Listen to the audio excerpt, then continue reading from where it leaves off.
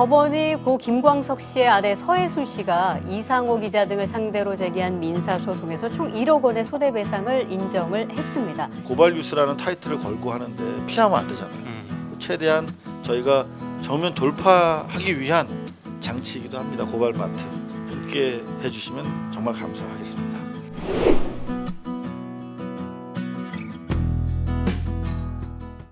하나, 둘, 셋. 미디어 담화 빠밤 추! 진짜 이게 뭐지? 하면서도 점점 빠져드는 저를 느낍니다. 자, 유시민 위원장, 이사장님. 네. 오늘 MBC 아침 레이디오 방송 네. 김종배 시선집중에 출연했어요. 거기서 주옥 같은 어록을 또 남기셨는데, 그렇습니다. 검찰이 언론에 외주를 준 것이다. 그러니까 검언 유착 의혹이라고 저희가 쓰고 있는 말을 네. 정확하게 올해 2월 초 총선 앞두고 검찰이 작업하던 거를 언론, 아주 친밀했던 소통 채널을 유지하고 있던 채널 A 쪽에다가 사실상 외주를 준 것이다. 네. 이게 이제 이른바 검언 유착 의혹에 있어서 제일 중요한 게 공범, 지시, 모의 뭐 이런 혐의를 입증하는 게 제일 중요한 포인트인데 외주를 줬다. 사실상 공범이다. 라고 하는 강력한 발언을 하셨어요. 그런가 하면 윤석열 총장이 이런 검언 유착 의혹을 단순히 알고만 있었던 것이 아니라 더 깊이 개입했을 것으로 의심된다. 더 깊이 개입했다면 지시하지 않았을까? 보고하고. 네. 통상적으로 네. 아니 이게 계속 수사 방해를 했잖아요. 그게 지금 대검 쪽에서 그게 검찰총장의 뭐 지시라든가 이런 거 없이 가능할까요? 검찰 조직 문화에서? 그러니까 기본적으로 한동훈이 자기 오른팔이라서 예뻐서만 그렇게 네. 방어해 준다고 보긴 대단히 어렵죠. 자기랑 뭔가 연관성이 나올까봐. 그러면 한동훈은 자기 쫄따구고 연관성이 나온다면 지시 보고 관계밖에 없거든요. 네. 실제로 이제 그 유시민 이사장이 말씀하신 바에 따르면 당시 신라젠 수사를 총선 전에 들이다 파야 된다. 네. 라면서 계속 인력 증원하고 했던 게 누구예요? 윤석열이에요. 윤석열 네. 총장이죠. 그러니까 이 두 사람의 대화가 보여주고 있는 둘 간의 대화의 연속성, 지난번에 말했던 것처럼 뭐 이런 신라젠과 관련된 얘기들이 계속 이어져 오고 있었고, 그리고 한동훈과 전화통화 이후에 달라지는 말들이 있어요. 네. 그죠? 뭐 이를테면 한동훈이랑 전화통화하고 나서 3분 있다가 뭐 자기 쫄따구한테 뭐 검찰에서 나를 팔래? 자기를 팔고 하래? 뭐 이런, 이게 속속 공모관계 아니고서는 판단하기 어려운 일들이 계속됐단 말이죠. 그런 것 때문에 이제 유시민 이사장은 강력하게 검찰과 언론이 공모한 수준이 아니라 외주를 준 거다. 교사범은 검찰이다. 종범은 언론이다. 이런 식으로 규정을 했어요. 자, 파문이 예상이 되고요. 담화, 이건 뭔가요? 미디어 담이 온다. 담화. 역시 습스는 씁씁. 이런 부분에 있어서는 선도적입니다. 잔머리의 대가. 8시 뉴스에서 중간 광고 도입, 네. 이거를 살짝쿵 시도하겠다는 이런 거를 지금 추진 중이라고 합니다. 현행법상 중간 광고는 금지돼 있는데 네. 헌법으로 1부, 2부 네. 지금 놀면 뭐하니? 나는 프로처럼 예능 교양은 그렇게 하고 있어요 지금. 많이 하고 있어요. 1, 2부로 나눠서 중간에 광고 끼는 거. 드라마도 하더라고요. 네. 근데 시사 보도는 안 하고 있었거든요. 그러면 이거 어떻게 되는 겁니까? 8시 뉴스에서 잠시 후 2부에서 뵙도록 하겠습니다. 광고! 뭐 이렇게 들어간다는 건가? 그렇게 안 하고 YTN처럼 하겠죠. 60초 후에 공개합니다. 뭐 이렇게 하겠죠. 여하튼 잔머리의 대가 선수들입니다. 그런가 하면 KBS가 입장을 내놨네요. KBS가 네. 지금 흔히 말해서 지금 보도국 수뇌부들을 흔들려는 세력들이 이제 공개적으로 활동을 하고 있습니다. 어제도 말씀하셨지만 박근혜 정권 치하에서 이른바 공정보도 투쟁이 있었을 때 갑자기 회사를 정상화시키겠다며 네. 공정보도 투쟁을 혜성같이 나타났죠. 반대, 네. 방해했던 고참, 뭐 특파원 출신, 단물 쭉쭉 빨아먹던 오빠들. 그 혜성같이 나타난 그쪽 진영에서 제3의 인물이 있다. KBS 오보와 관련해서. 그러니까 KBS 내부 인사가 아니라 정치권에 누가 흘려줬다? 누군가가 흘려줬다. 그래서 이거를 덥석 물고 KBS 오보를 낸 것이다. 이런 취지로 의혹을 제기했거든요. 네.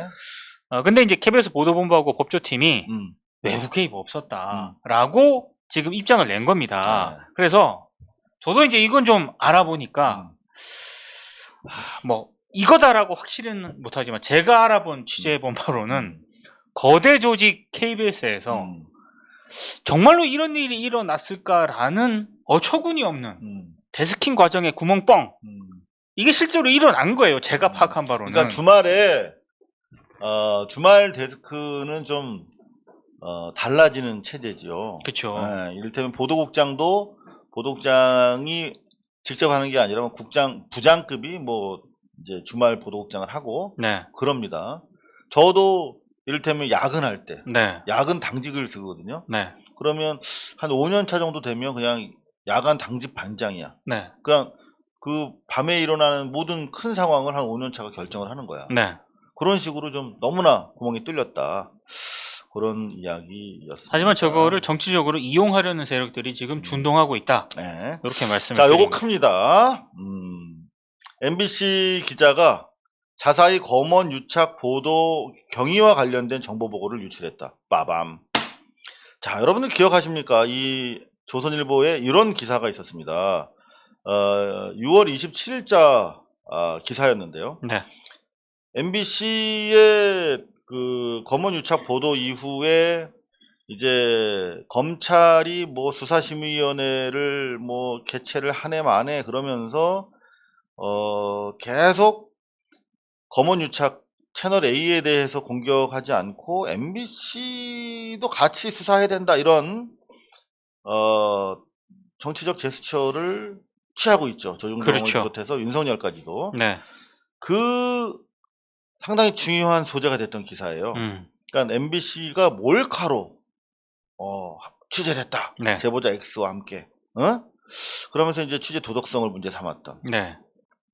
그러니까 채널 A뿐만 아니라 MBC도 철저히 수사해야 된다. 뭐 이런 여론을 만드는데 상당히 일조했던 기사예요. 그렇습니다. 근데 MBC가 몰카 들고 취재하고 했던 그런 내용을 어떻게 알아? 바로 내부 빨대가 있었어. MBC 기자가 이 보도와 관련된 1, 2, 3차에 걸친 내부 정보 보고를 빼돌린 거야. 이건 진짜 참 발생하기 힘든 그럼요. 사례입니다. 이거는 사실 방송 특히 그 보도국이라는 건 뭐냐면 정보를 취급하는 곳이에요. 그러니까 뉴스 보도 이전, 보도가 뉴스라는 형태로 송출, 뭐 릴리즈, 뭐 송고, 이렇게 왜 그 나가기 전까지는 어떤 식으로는 다 이렇게 마그마 형태로 정보가 막 부글부글 끓고 있어요. 그렇죠.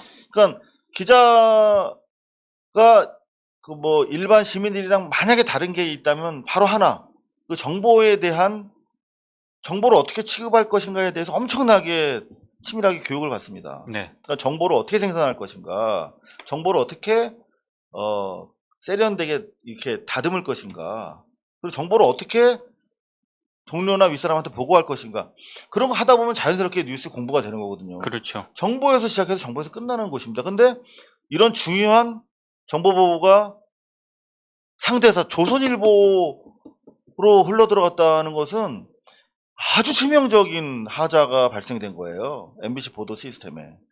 그래서 이 기자, 탐사기획 에디터 산하, 그러니까 MBC 스트레이트 팀이 있잖아요. 네. 거기에 배속돼 있던 윤모 기자인데 감봉 1개월 처분을 때렸대요.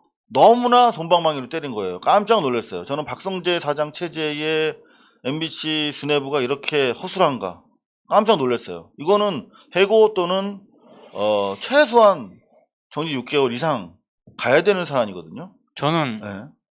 관리 의무 소홀로 감봉 2개월 받았는데, 야, 이런 진짜 생각해보니까 말이 안 돼. 말이 안 되죠. 말이 안 되는 징계입니다, 이거는. 내가 징계 좀 받아본 기자잖아. 아니, 내가 사고 친 것도 아니고 관리 소홀로 감봉 2개월을 받았는데 이런 대형 사고를 치고도, 야. 관리 소홀은 2개월 받아야지. 더 받아야 되는 거야. 아니, 그러니까 감봉 2개월 정도면 저는 적당하다고 보는데, 뭐가 이 양반은 음.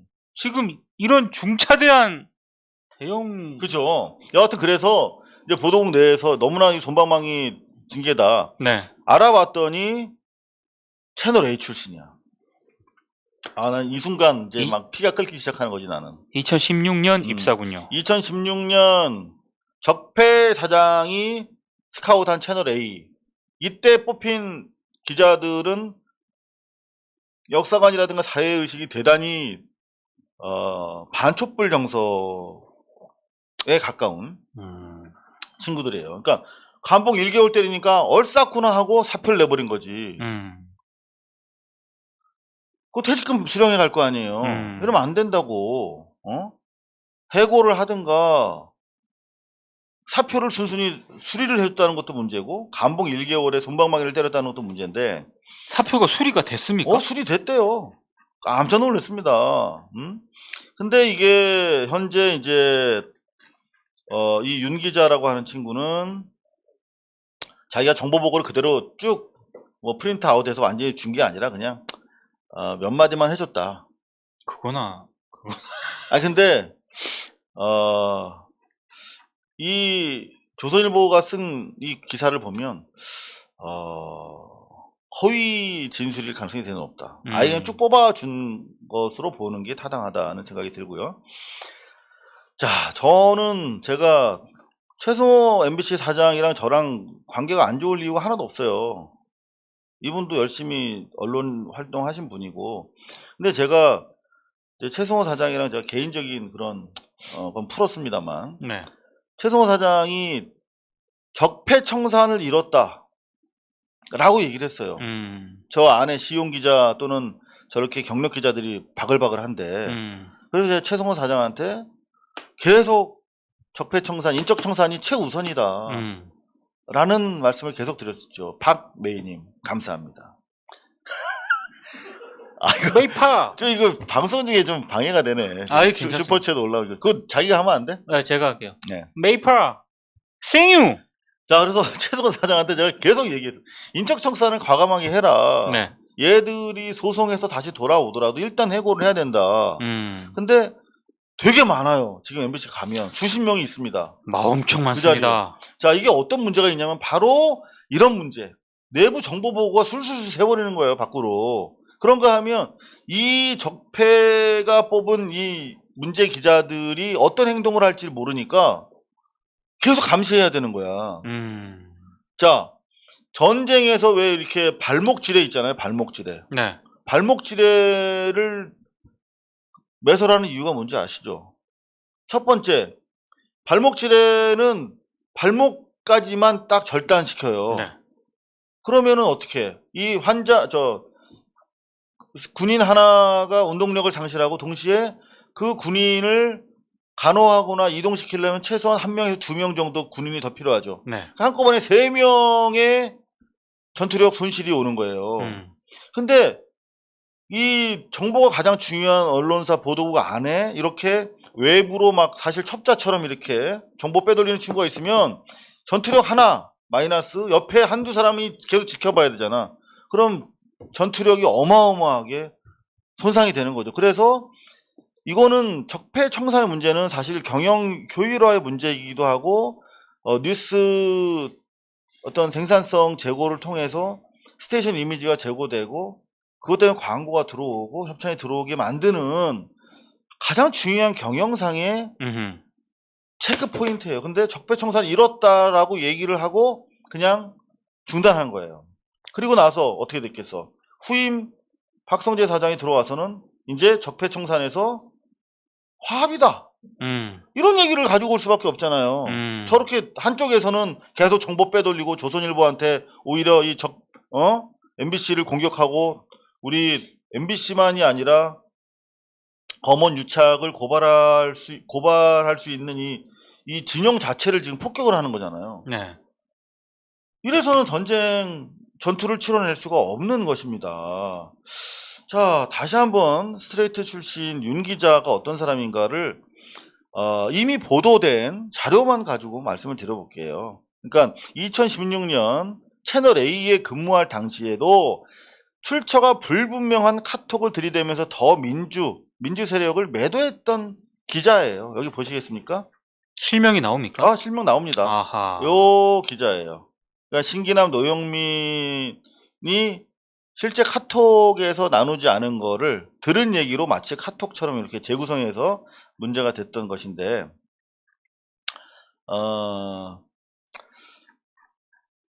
요 기자 맞습니다.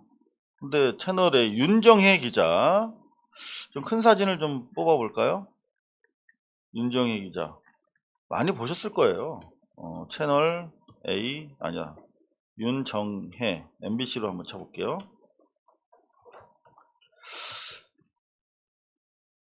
MBC의 이름을 걸고 엄청나게 많은 리포트를 했습니다. 이런 분.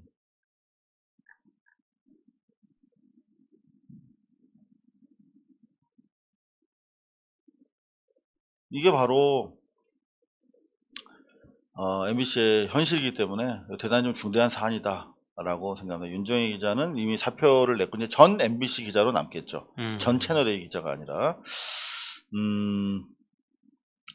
그런가 하면 요즘에 이제 뭐 이른바 미투, 정확하게 이걸 미투로 봐야 될 것인가에 대해서는 이견이 있습니다만, 이 와중에 뉴스타파가 북한 이탈 여성들이 국내에서 이른바 수사 정보 기관원들에게 당하고 있는 성폭행 뉴스를 전했어요. 네.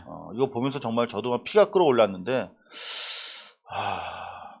우리 사회 인권의 바로메타 가장 약자 중에 약자가 현재로서는 북한 이탈 여성분들이 아닌가 싶은데, 네. 이런 데도 좀 관심을 골고루 쏟으면서 박원순 시장 문제도 같이 관심을 갖는다면 좀 진정성을 인정할 수 있지 않을까요? 최태수 님이 슈퍼챗을 쏴주셨습니다. 네, 감사합니다. 지금까지 미디어 담화였습니다. 고발뉴스는 여러분의 자발적 후원에 힘입어 운영되는 대한매체입니다. 자본과 외압에 흔들리지 않는 언론으로 키워주십시오. 후원 신청은 지금 고발뉴스닷컴에서 접수 중입니다. 여러분의 많은 참여를 부탁드립니다. 감사합니다.